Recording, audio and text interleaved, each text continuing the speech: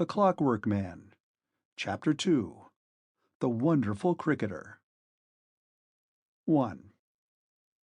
"We ought not to have let him play," said Ailingham, irritably. He was standing beside Gregg in the pavilion. "Well, he would insist," said the latter, laughing lightly.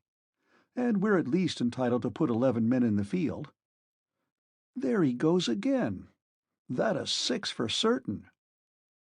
Ailingham watched the ball disappear, for the fourth time since the Clockwork Man started his innings, somewhere in the direction of a big brewery that stood midway between the ground and the distant town.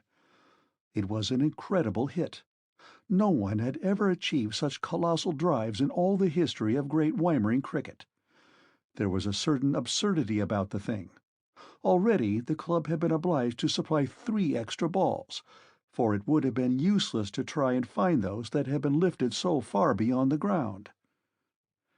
"The man's a dangerous lunatic," asserted Ailingham, who had not yet overcome his original annoyance with the strange figure, whose sudden advent had lost him his wicket.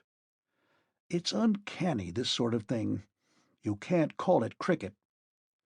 "Well, he's making runs, anyhow," rejoined Gregg, his eye falling upon the scoreboard. "At this rate, we shall stand a chance after all." It was fortunate, perhaps, that the Great Weimering people took their cricket rather seriously. Otherwise, they might have felt, as Dr. Ellingham already felt, that there was something impossible about the Clockwork Man's performance.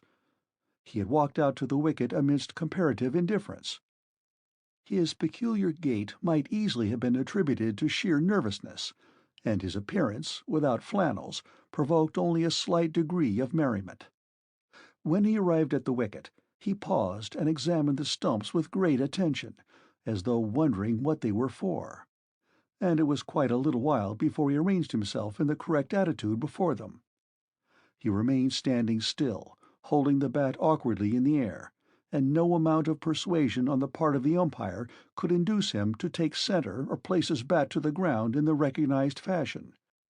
He offered no explanation for his eccentric behavior, and the fact simply had to be accepted.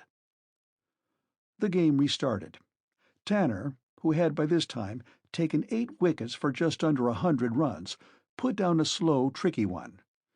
Everybody agreed, in discussing the matter afterwards, that the Clockwork Man never shifted his position or moved a muscle until the ball pitched, slightly to the off.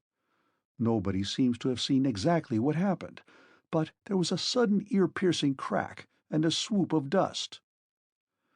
Some seconds elapsed before anyone realized that the ball had been hit at all. It was the Clockwork Man who drew attention to the fact by gazing steadily upwards in the direction of the town. And then, suddenly, everybody was straining their eyes in the same direction to watch that little flying spot grow smaller and smaller until it seemed to merge into space. As a matter of fact, this particular ball was discovered, 3 weeks later, lying in a disused yard 3 miles from the cricket ground. There was a certain amount of applause, followed by an embarrassing silence. Presently, someone threw another ball out into the field, and the game was resumed. But the Clockwork Man treated Tanner's next delivery, which was a fast one, in exactly the same manner. Again, nobody could say exactly what happened, for the action was swifter than the quickest eye could follow. But the ball disappeared again, this time in the direction of a fringe of poplars far away on the horizon. Again there was a lull, but the applause this time was modified. Another ball was supplied, and this also was dispatched with equal force and in a third direction, almost unanimously decided by the now bewildered spectators to be the flagstaff of the church that stood in the middle of the High Street, Great Weimering. By this time a certain sense of panic was beginning to be displayed by the restless attitudes of the fielders, and the spectators, instead of leaning against the barriers, stood about in groups discussing the most extraordinary cricketing event of their lives. There was much head-shaking and harking back to the precedent among the old cronies present, but it was generally agreed that such hitting was abnormal. Indeed, it was something outside the pale of cricket altogether. "If everybody was to start hitting like that," pronounced Samuel Bynes, a local expert. "There wouldn't be no sense in cricket. It ain't in the game." And he spat decisively, as though to emphasize his opinion that such proficiency should be deplored rather than commended. "You're right, Sam," said George Bynes, who had hit up many a century for his town in bygone days. "'Tain't cricket. Else it's a fluke. The man didn't ought to be allowed to hold bat in his hand. It's spoiling other folks' sport." Attention was diverted by something of minor importance that showed the Clockwork Man in an altogether new and puzzling light. There had been some delay over the procuring of the third ball, and when this was forthcoming the over was called.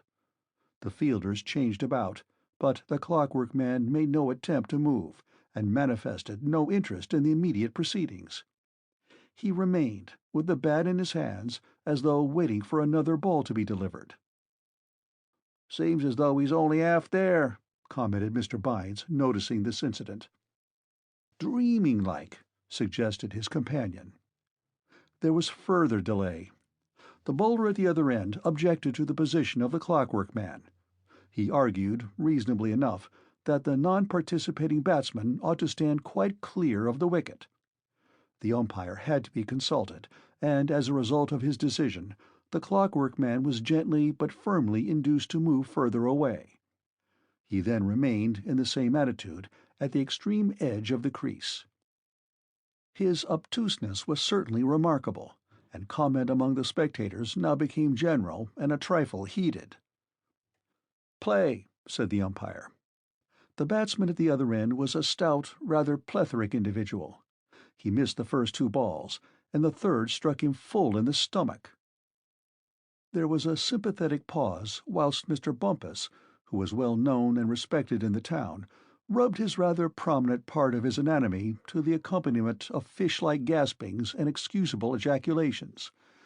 Mr. Bumpus was middle-aged and bald as well as corpulent, and although he did his best to endure the mishap with sportsmanlike stoicism, the dismay written upon his perspiring features was certainly an excitant to mirth.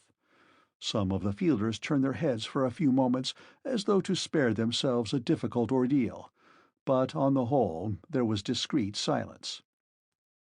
It was for this reason, perhaps, that the action of the Clockwork Man was all the more noticeable. To this day, not one of the persons present is certain as to whether or not this eccentric individual actually did laugh, but everybody is sure that such was his intention. There issued from his mouth, without a moment's warning, a series of harsh, metallic explosions, loud enough to be heard all over the ground. One compared the noise to the ringing of bells hopelessly cracked and out of tune. Others described it as being similar to the sound produced by some person passing a stick swiftly across an iron railing. There was that suggestion of rattling, of the impingement of one hard thing against another, or the clapping together of steel plates. It was a horrible, discordant sound, brassy and resonant, varied between the louder outbursts by a sort of whirring and humming. Those who ventured to look at the Clockwork Man's face during this extraordinary performance said that there was little change of expression. His mouth had opened slightly, but the laugh, if indeed it could be described as anything but a lugubrious travesty of human mirth, seemed to proceed from far down within him.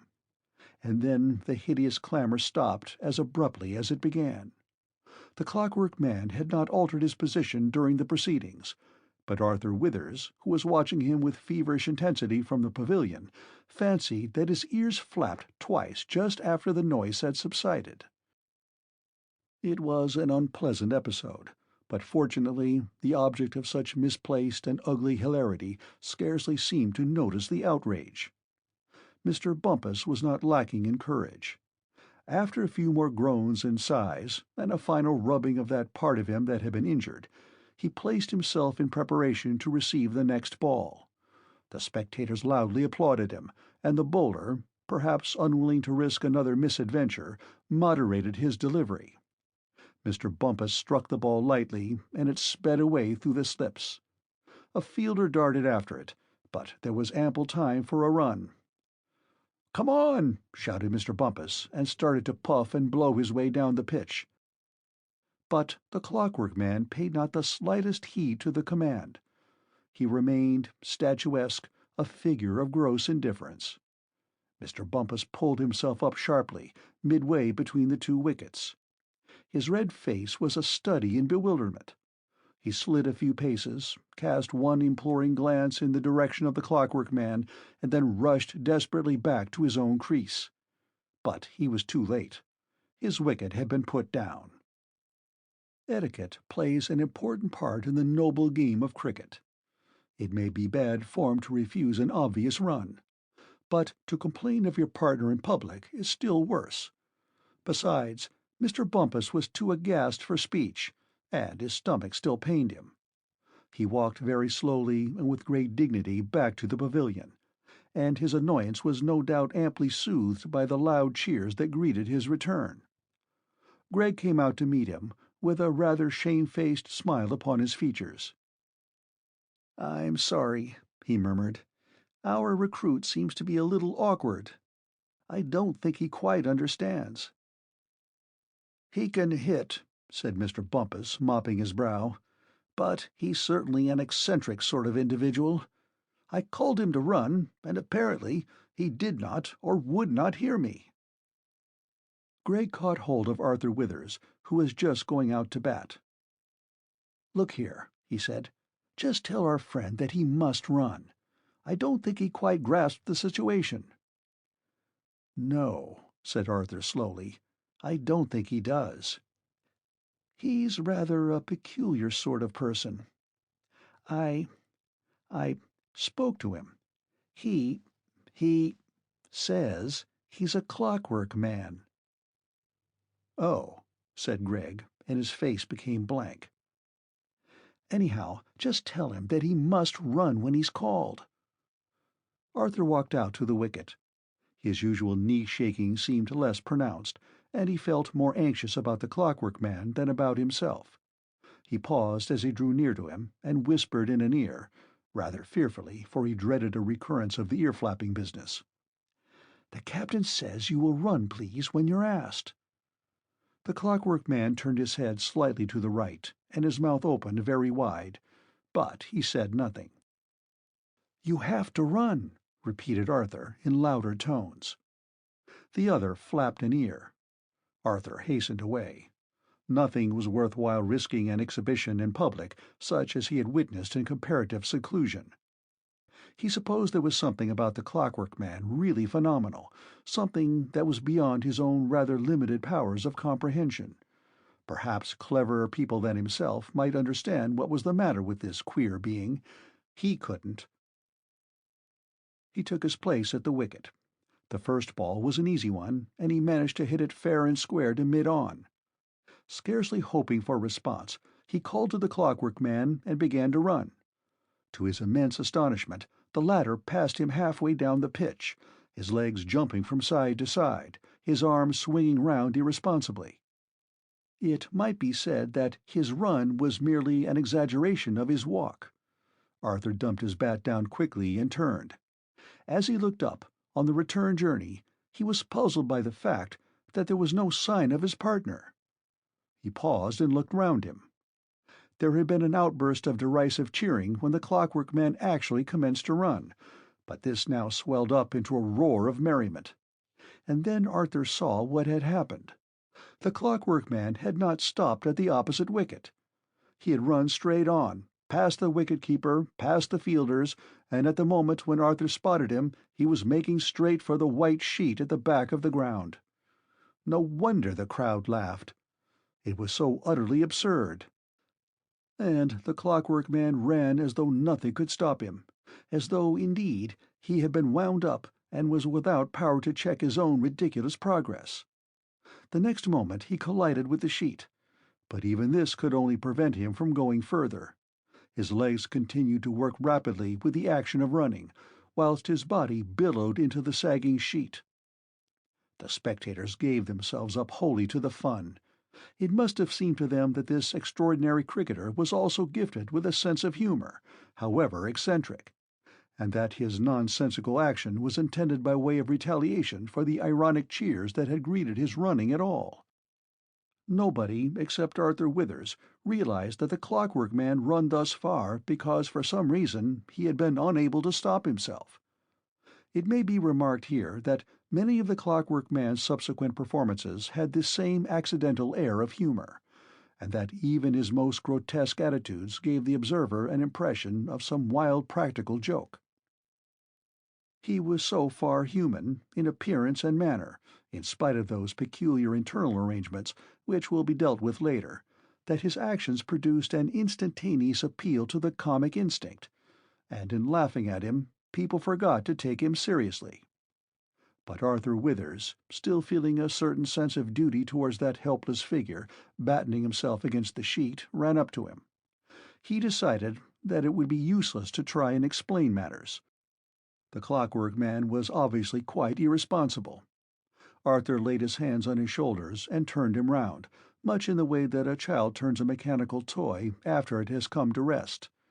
Thus released, the running figure proceeded back towards the wicket, followed close at heels by Arthur, who hoped, by means of a push here and a shove there, to guide him back to the pavilion and so out of harm's way. But in this attempt he was unexpectedly thwarted. The Clockwork Man recovered himself. He ran straight back to the wicket and then stopped dead. The umpire was in the act of replacing the bails, for the wicket had been put down, and fast as this eccentric cricketer had run in the first place, he had not been quick enough to reach the crease in time. By all the rules of the game, and beyond the shadow of doubt, he had been run out. He now regarded the stumps meditatively, with a finger jerked swiftly against his nose, as though recognizing a former state of consciousness. And then, with a swift movement, he took up his position in readiness to receive the ball. This was too much for the equanimity of the spectators. Shout after shout volleyed along the line of the hurdles. The calm deliberateness of the Clockwork Man, in so reinstating himself, fairly crowned all his previous exhibitions. And the fact that he took no notice of the merriment at his expense, but simply waited for something to happen, permitted the utmost license. The crowd rocked itself in unrestrained hilarity. But a second later there was stony silence, for the thing that happened next was as unexpected as it was startling. Nobody, save perhaps Dr. Allingham, anticipated that the Clockwork Man was capable of adding violence to eccentricity. He looked harmless enough, but apparently there lurked a demonic temper behind those bland, meaningless features. The thing happened in a trice, and all that followed occupied but a few catastrophic seconds. The umpire had stepped up to the Clockwork Man in order to explain to him that he was expected to retire from the wicket. Not hearing any coherent reply, he emphasized his request by placing a hand suggestively on the other's shoulder. Instantly something blade-like flashed in the stammering air, a loud thwack broke upon the silence, and the unfortunate umpire lay prostrate. He had gone down like a log of wood. Pandemonium ensued. The scene of quiet play was transformed into a miniature battlefield. The fielders rushed in a body at the Clockwork Man, only to go down one after the other like so many ninepins. They lay stunned and motionless. The Clockwork Man spun round like a teetotum, his bat flashing in the sun, whilst the flannelled figures flying from all parts of the field approached him, only to be sent reeling and staggering to earth. Some dodged for a moment, only to be caught on the rebound. Dust flew up, and to add to the whirl and confusion, the unearthly noise that had so startled Arthur Withers broke out again with terrific force, like the engine of a powerful motor suddenly started. "I told you he was mad!" shouted Allingham, as he and Gregg leapt through the aperture of the pavilion and dashed to the rescue. But the Clockwork Man suddenly seemed panic-stricken. Just for one moment he surveyed the prostrate figures lying about on the grass like so many sacks. Then he sent the bat flying in the direction of the pavilion and rushed straight for the barrier of hurdles. The spectators fled with one accord. Allingham and Gregg doubled up in hot pursuit. Arthur Withers, who had mustered the wit to fall down rather than to be knocked down, picked himself up quickly and joined them. "It's all right," he gasped. He won't be able to climb the hurdles." But there was no accounting for the activities of the Clockwork Man. At a distance of about a yard from the barrier, his whole body took off from the ground, and he literally floated in space over the obstacle. It was not jumping. It was more like flying.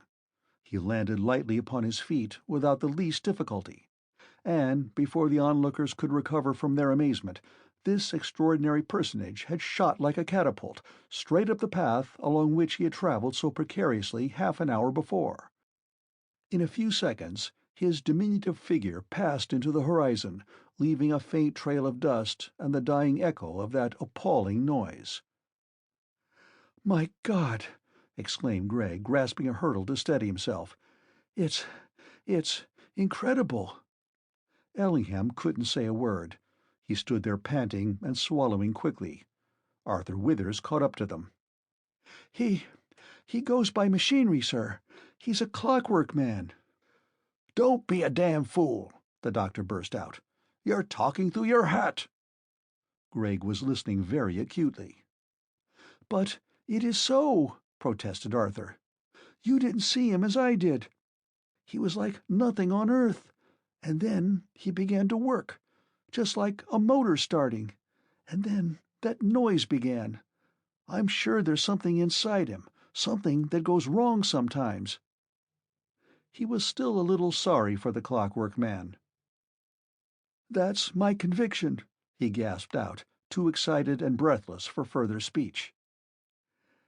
"I think," said Gregg with curious calmness, "I think we had better warn the police. He's likely to be dangerous." End of Chapter 2.